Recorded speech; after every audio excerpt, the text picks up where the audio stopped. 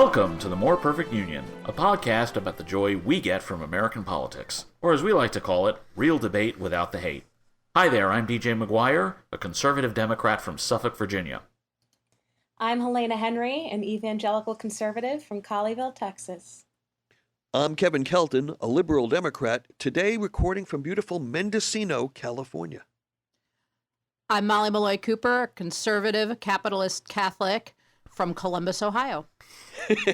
And I'm Greg Matuzak, a liberal Catholic Democrat from Cincinnati, Ohio. It's a rare breed. The More Perfect Union can be found on YouTube, Facebook, and our website, moreperfectunionpodcast.com, where you can also find host bios and commentary. And remember to check out our semi-midweek More Perfect After Dark podcast, where we take you behind the scenes to hear what we really chat about once the official week is over. All right. Well, I thought this was going to be a boring week. I thought we were going to have nothing to talk about, but never happens. And the theme for this administration seems to be, because Mike Pence is obviously a Hamilton fan, is, if anyone wants to guess the theme, is, hey, winning is easy. Governing is hard. Hey, but this was their best week out of like 15 weeks. This is their all-star week. Yes, this is their all-star week, a almost war with Syria. So, is this the Trump shining moment? Is this the best that he gets? I don't know. What do y'all think? It's certainly a highlight week for him. I mean, getting Neil Gorsuch confirmed and sworn in, and then going from there to flexing his muscles with military might in Syria. And I predict, by the way, that his poll numbers are going to spike dramatically in the next 2 days. Yes, they will. I wouldn't be surprised if he's over 50% in most of the polls, and maybe even in the upper 50s. So I think that they're dancing at the White House this weekend. Yeah, I think something significant here is we had the opportunity to see Trump act presidential, and to act presidential in a way that wasn't just a speech or, a joint address, but something that really implicated American interests abroad and the sense of safety and security at home as well. We could file this under one of the things that Trump has done right, I think. In my opinion, this was a right move. This is something Obama should have done a long time ago. And it really creates a contrast between the Obama presidency and the Trump presidency, and makes it appear, though I don't know if this is the case, that there's more strength and more appetite for action and appetite to have America serve in the role of, world policeman, more so than we had under the Obama administration. That being said, it's terrifying because ideally we would not have Donald Trump, celebrity apprentice, at the helm of this ship. But in isolation, it looks like it was the right call. But first of all, Obama was doing missile strikes in 2013. And second, wasn't the whole point of a Trump presidency was that he was going to leave Syria alone? I mean, this was not his plan. America first. We were going to leave Syria alone and just let them, hold on, I'm doing my wiping of the hands motion. And we wanted to be out of there, and we did not want any part of it. And yet he sees some pictures, which were terrible, a horrible act. And now he's like, oh, I better get in there and fire some missiles, which was, I believe, the Obama plan, and exactly what Hillary Clinton had been talking about the entire time. So how does that affect his base? How does this affect him with his base? So this is the other side of pictures or it didn't happen. Right. Here were the pictures, and in response, but it was measured, and it was directly to where we saw on radar those planes come from. And, as opposed to, in stark contrast to, we're going to draw a red line, and then we're not going to directly send missiles to that area.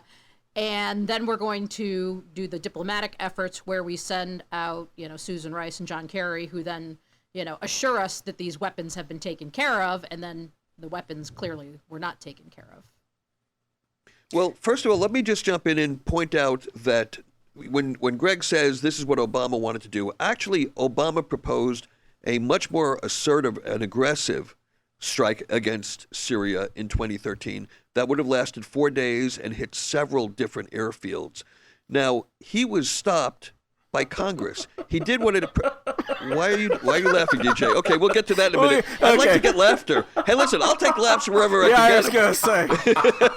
Because I think he's laughing because that's not leadership. You know, it's. But it is leadership. It is to go to leadership. Congress. Yeah, I'm pretty sure Congress you're has the supposed authority to declare Yeah. war. Yeah.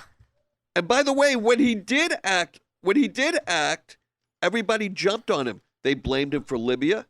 They blamed him for the buildup in Afghanistan, the surge in Afghanistan. So, he was darned if he did, darned if he doesn't. But anyways, I'll let you answer. What is the difference?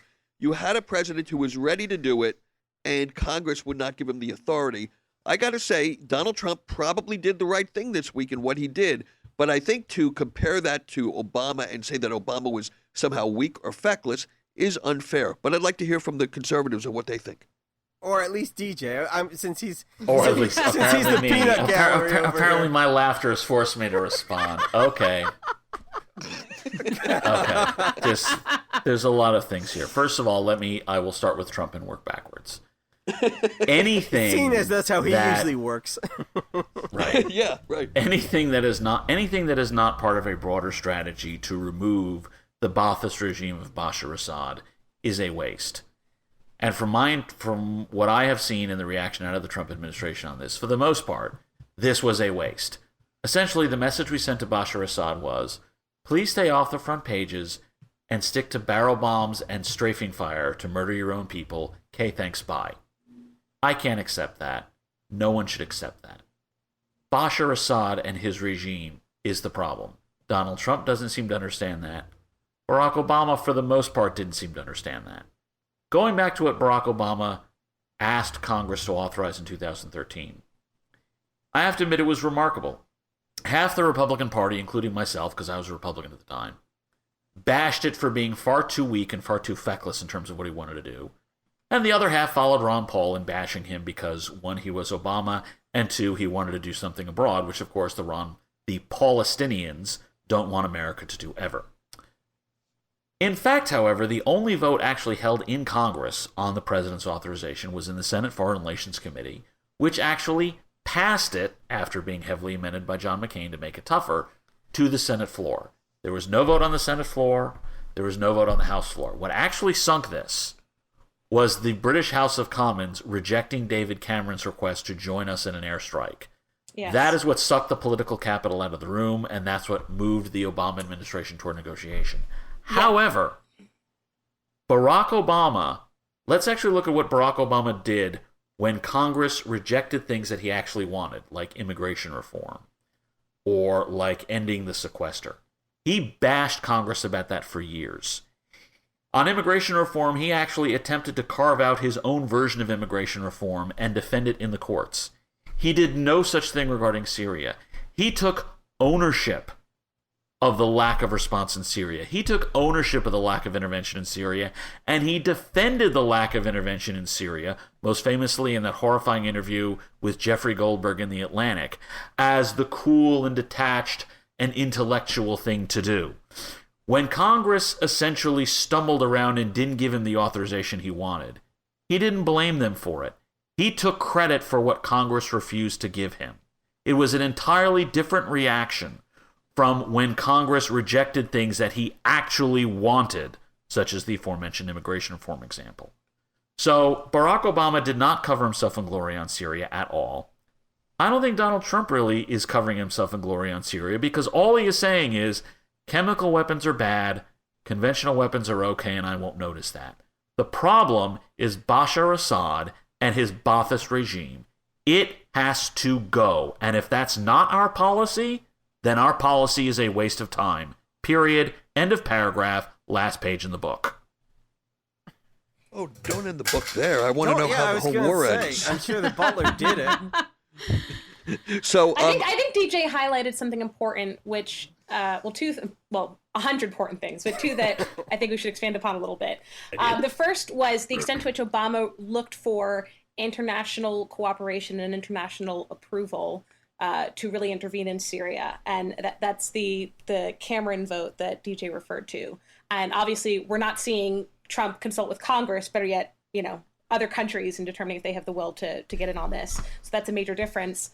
What I wanted to say is that what I picked up from what DJ said is it highlights that, this foreign policy was just not really Obama's wheelhouse. And I kind of identify with him too. I am much more comfortable talking about healthcare or taxes or domestic policy. And this was all a distraction to him from those kind of things, because there is no good answer. Like, Bashar Assad, he really does need to go, but who he's fighting right now is ISIS, and we're at war with them. And so it's just a mess. And, they're, as Kevin said, he wants to see how this war ends. That's a good question. I'd like to see that too. Governing is hard, isn't it? That is a common misperception that we have, and that the only people who are fighting Bashar Assad is ISIS or Daesh or whoever you want to call it. There are numerous other groups. Some are Al-Qaeda linked, like what used to call itself Al-Nusra. They gave themselves a different name to pretend they aren't Al-Nusra. We know they're Al-Nusra. Nice try, fellas. We're not falling for it. But there are numerous other forces in Syria who are actually governing provinces in Syria, who want nothing to do with either Daesh or Al-Qaeda, but who simply want a better future for the Syrian people than Bashar Assad and his Ba'athist thugs are giving them. And the notion that we simply deny their existence because it is harder to support them without putting American troops on the ground, or that it is harder to support them without greater American involvement in any kind, is simply a cop-out. There are good people in Syria who are fighting the good fight and who should be our allies, but we are ignoring them because we want to pretend they don't exist, because it's easier to wash our hands of it. That's what we say over here. That's what we say over here on the East Coast, Greg. Not wipe our hands. It's wash our hands. It is easier to wash our hands of Syria, so-called, if we pretend that no good guys in Syria exist. That is offensive to them. It is insulting to them, and it is wrong because it is simply not true. I completely agree with that. And I think something else that's important to highlight here is the ISIS calculation in 2017 is not the same as the ISIS calculation in 2013 that Obama faced.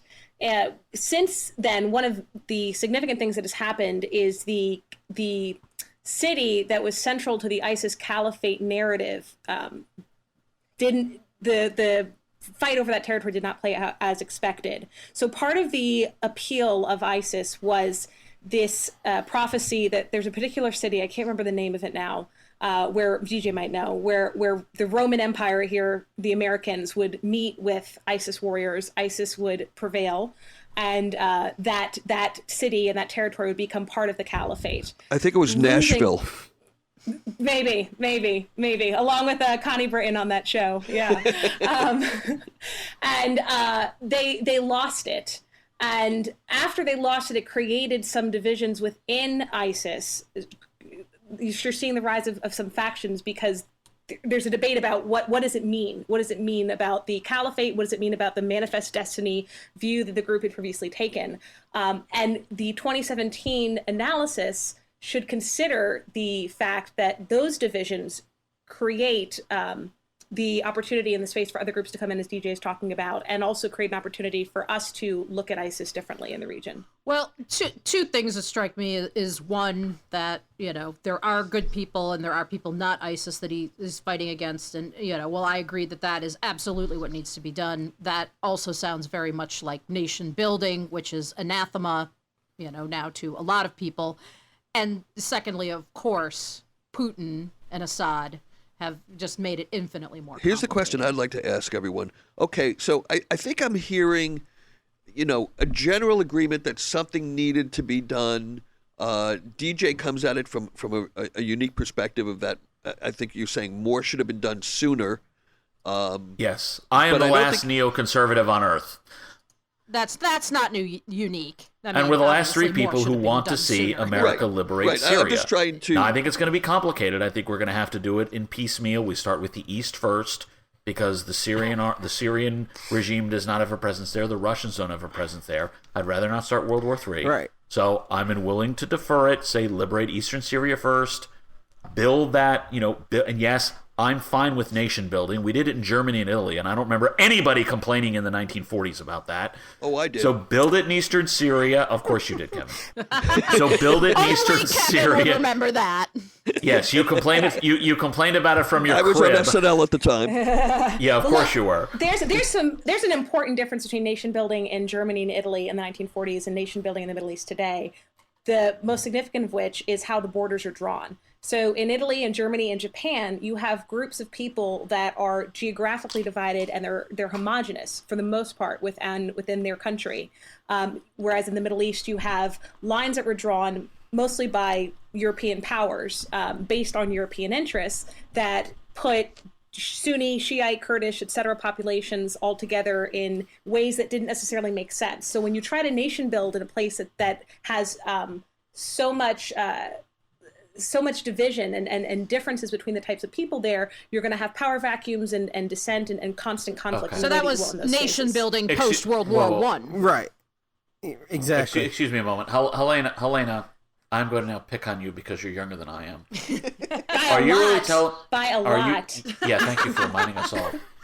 Are you really telling me that you have no knowledge of how the victorious Allied powers drew millions of Germans into Poland and the ethnic cleansing that the Polish Lublin Committee engendered to drive millions of German refugees back into Germany? Are you unaware of how utterly arbitrary the drawing of the German border was after 1945? Well, my father would be very disappointed, but perhaps. That's honest. I'll take that as a win. I want to bring this back real quick. I want to bring this back to where we started, and that's to the man, the Cheeto, the Trump.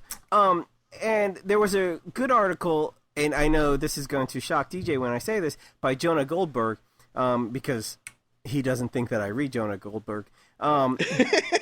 But I Your do. secret shame. It is my secret shame. It's like, well, Wait! I thought I heard Greg cite a Jonah Goldberg article approvingly. My God, how much have I had to drink today? I know, I do, because and it was a really interesting article.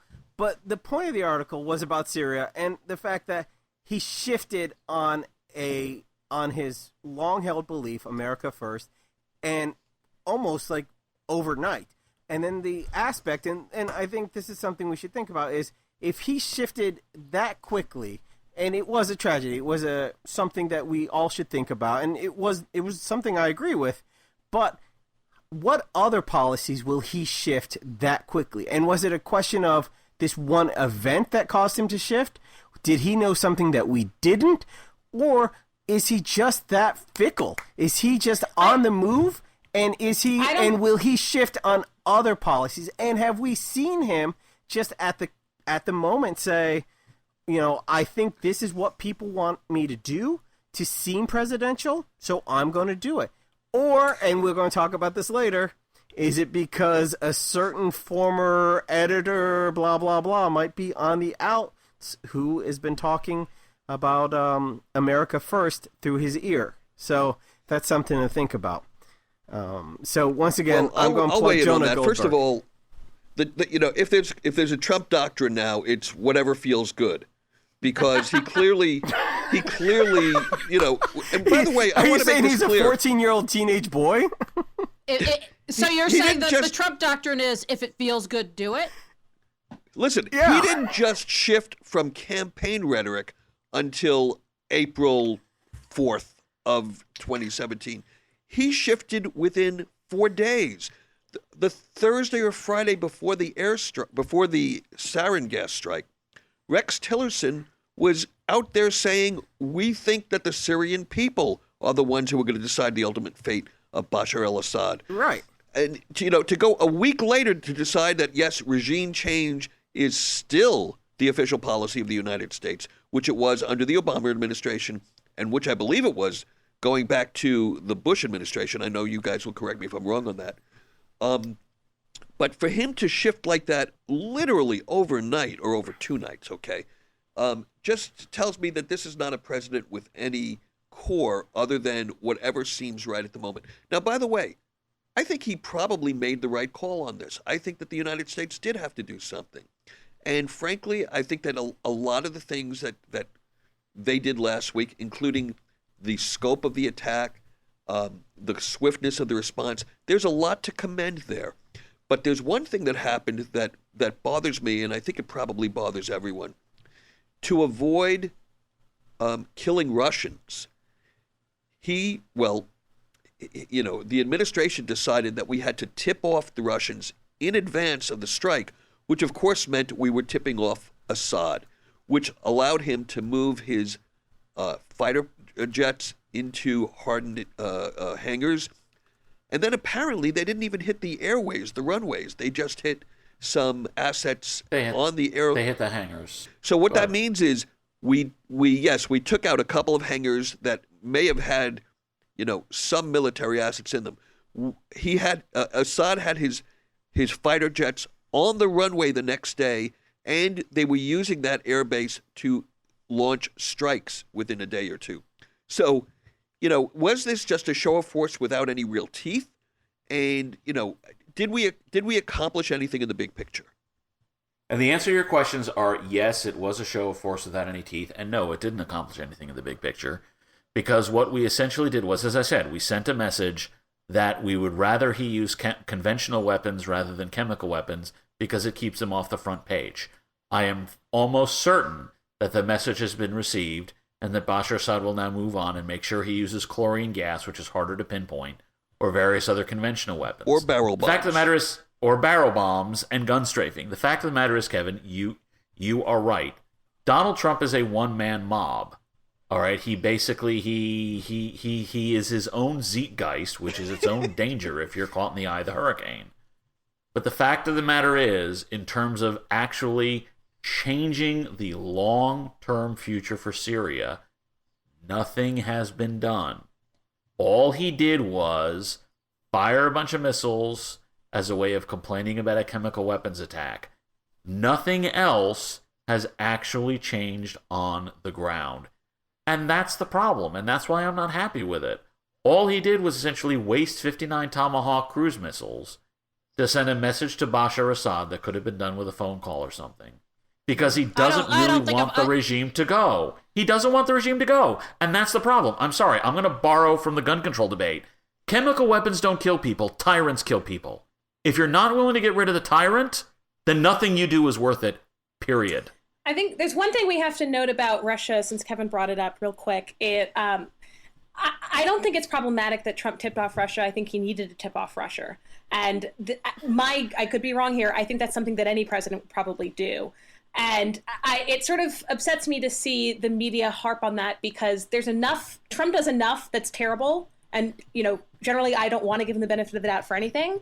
But when he does normal things, we don't need to turn them into terrible things, if that makes sense. Right. No, I think that was very... I don't mind the Russia deconflict either. I think it was very measured, and I think, when you're talking about the other major nuclear superpower, you use that de-escalate line to tip them off. Yeah. I mean, that I agree with was the right call. And yeah, I mean, the entire admittedly complex plan that I have for the liberation of Syria involves avoiding the Russians as much as possible. It's knocking out ISIS in eastern Syria. Wait! Don't tell them your plans now. Et cetera. They might be listening. Oh, please, they're not going to listen. Yeah, they're not going to listen to me because he's not going to tell the public what he's going to do, but he tells the Russians. Regardless of the fact that the administration did succeed in getting its nominee installed on the Supreme Court, as the Senate confirmed Neil Gorsuch as an Associate Justice by changing its filibuster rules. Ooh. It was a rare victory for the Trump administration. It puts a justice on the court that, frankly, I, despite being a Democrat now, thinks will be a decent justice. And I actually think, and this is just me opining here, I think it's actually better for the 2020, because I've had a lot to drink today. Anything that ensures there is no vacancy on the Supreme Court in 2020 will help Democrats because it removes the Supreme Court as an issue. I am almost certain, and I'm going to opine here and put words in people's mouth, because that's what I do when I'm drunk. I am quite certain that Helena would have considered voting for Hillary Clinton instead of Evan McMullin had the Supreme Court been full up and she knew there would not have been a risk of a Supreme Court vacancy. I am quite certain that a lot of Republicans in North Carolina and Florida who voted for Donald Trump would not have voted for him if there was not a vacancy on the Supreme Court and they knew that the vacancy was an issue. I think your best argument for that was the number of evangelical Christians who did not show up to vote for Mitt Romney in 2012. So there's a couple of things, DJ. The first, I think we need to talk about whose fault it is that the filibuster went away. And I know a lot of people are going to put this on Mitch McConnell or put it on Chuck Schumer, and I think it's neither. I think we can trace this back to Griswold versus Connecticut, which was a Supreme Court case that it was back in the 60s, and it laid the groundwork for Roe v. Wade, and really changed the way that the Supreme Court functioned going forward. In that case, which involved contraceptives for married people, the court ruled that a Connecticut law that prevented married people from using contraceptives was unconstitutional. And they found penumbras and emanations around certain rights that led to a right to privacy that led to Roe v. Wade. And Roe v. Wade changed this court. It changed how nominees are put on the court. It changed how people vote. It changed a lot of things, and obviously didn't settle those things. So I think we need to look at the history of the filibuster first. And then the second thing is Gorsuch was a big win. And I know that there's a lot of hatred for McConnell on the left. Yes. A lot of hatred for him. He won, yes. And he won big, and it paid off. And conservatives are very happy with what Gorsuch is going to do on this term. All right, I'm going to do my Ed Sullivan spinning plate thing to try to make the best out of a situation. Wait, what? People on the Ed Sullivan show used to spin plates, and now I'm going to spin this into a good situation for me. So it's an obscure reference that Kevin got because he's old. But I got the reference too. I just don't understand its relevance right now. Because I'm going to spin something here. now. So here's my spin on this. Yes, I'm a Democrat, and yeah, I'm kind of angry. But you know what? The way the House was headed, okay, more partisan, more angry, more bitter. This will speed things up. And we were seeing the upper house, which wasn't ever supposed to use the filibuster except in extreme. This was supposed to be the upper house. This was supposed to be the house that was more civilized. And yet we're seeing it more and more now. And you know what? I honestly believe that this is what both sides actually wanted. And if we're not really careful, you're going to see the filibuster, which allows every senator to stop anything. And that's kind of how it was supposed to be. Go away so that things can get done in this partisan way. And right now, I'm okay with this after my tantrum and after my, I can't believe that Mitch McConnell. I'll be okay with this because I know in 2020, things come around. And just like when Schumer took it away for federal judges, it was going to hurt me, but I'm fine. Things are going to get accomplished. Government works. Government works for the people. That's why I'm a Democrat. Right. So. The first thing I would say is that I think we're making a mistake in assuming that Mitch McConnell and the Senate Republican leadership blocked Merrick Garland in the hope that the Republican nominee would be elected. That's not what they did. They blocked. I get to laugh at you. Okay, go ahead. Yeah, funny. They blocked Merrick Garland to ensure a Republican nominee got elected. It was part of their strategy to make sure that Republicans had a reason to vote for the Republican nominee, even if he was the reprobate that Donald Trump is. It was designed to hold the Republican Party together, no matter who was nominated, and to ensure they voted Republican, even if it was somebody like Donald Trump. It wasn't on the hope that a Republican got elected. It was to ensure a Republican got elected. It was part of their political electoral strategy. And that is why I am convinced that what we as Democrats do not want at all is another vacancy in 2020. Because if the vacancy is there, then millions of Republicans who would gladly say, oh my God, I don't want another 4 years of this fiasco, will still vote for Donald effing Trump because they are more worried about the Supreme Court than anything else. We want that as a side issue. We want that as a secondary issue. We want that off the front pages on Election Day 2020. Removing the filibuster actually helped in that regard.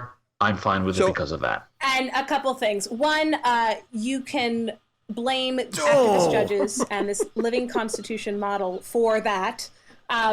If the Supreme Court worked the way it's supposed to, if they were really interpreting the Constitution, as it is, then the nominee process and the picks that presidents might make wouldn't have such a huge impact on elections. Indeed. The second thing is, I wouldn't hold your breath for 2020. We have, I think, 3 justices who are in their 80s. Activist judges, too. Activist judges. I wish... Yes, yes, exactly. And keep in mind, this would be a replacement that tilts the court, unlike this. However, Helena, without the filibuster, it is more likely that those justices will be filled, and whatever they do will be baked into the cake in the electorate by 2020. Yeah, and that will be possible. helpful. That's possible. And I think something that underscores what McConnell did is, if we look at the cases that are coming up with the Supreme Court, Gorsuch is going to make a big difference in some of them. So as we noted, he didn't really tip the balance, but what he did is he filled the Scalia spot. So now you're going to have, for most cases, a 4 and a 4, and Kennedy serving as the tiebreaker vote. But some of the ones where Gorsuch might have a big impact are going to become in the next couple months. The first of which, in the spirit of full disclosure, I wrote an amicus curiae brief on behalf of some senators and members of Congress for this case. A reminder that we have genuine experts here on the MPU podcast. I would not go that far. I would not call myself an expert in anything except for ice cream. Yes, you are. Ice cream. I am an expert in frozen yogurt. If you want to know the best product and the best place, it's Kingsbury peanut butter. Besides your lawyering skills, all of us have had restraining orders and stuff like that, but... That's good training. That's really good training.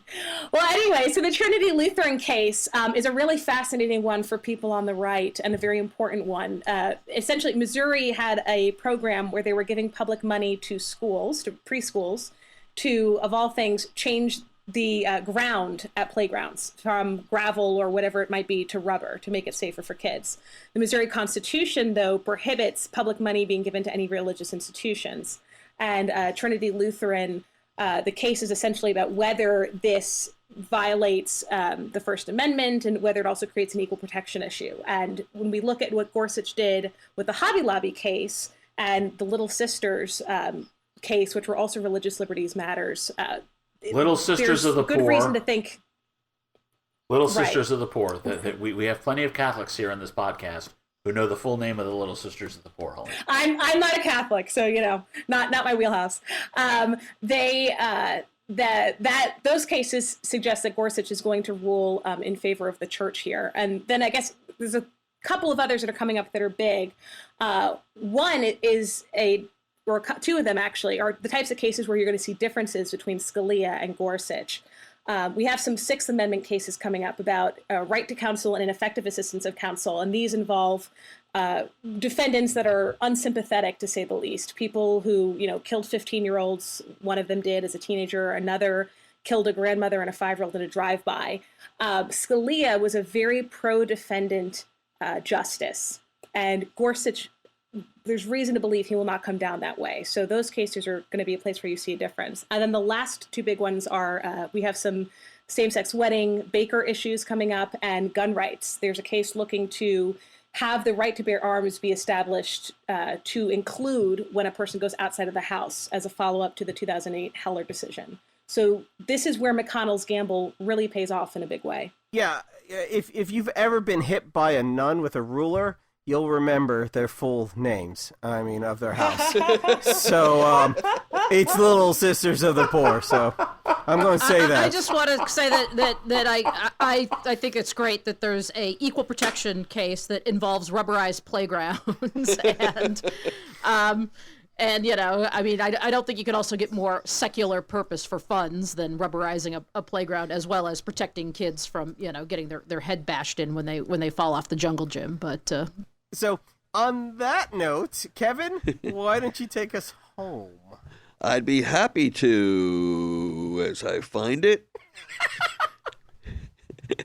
And on that note, thanks for listening. Please follow us on Twitter at MPU Podcast and on Facebook at facebook.com/More Perfect Union Podcast, and share our link on your Facebook timeline so your friends can discover us as well. And if you would like to join our political debate between shows, Please join us in our Facebook political debate group, Open Fire Politics. We're all there, and we'd love to see you too. I need to let you know that the More Perfect Union podcast does not formally endorse the Flowbee, but we are more than willing to take money from them. We need sponsors, so we're making up our own.